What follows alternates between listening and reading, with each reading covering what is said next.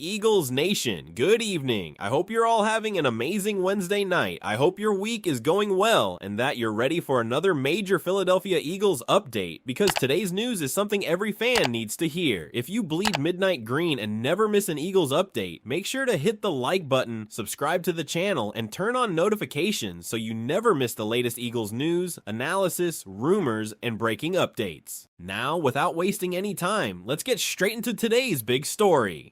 Go Birds! The biggest development as the Eagles opened their first full team practice of training camp wasn't a spectacular play or a surprise breakout performance. It was the unexpected injury news surrounding Jonathan Greenard, and it's a situation that every Eagles fan should be paying close attention to because, while it isn't being described as a season-ending issue, it has the potential to become much more significant if it lingers. As training camp officially got underway at the Jefferson Health Complex, the organization placed Jonathan Greenard on the physically unable to perform list. It's important to understand exactly what that means. This is the training camp version of the PUP list, not the regular season designation.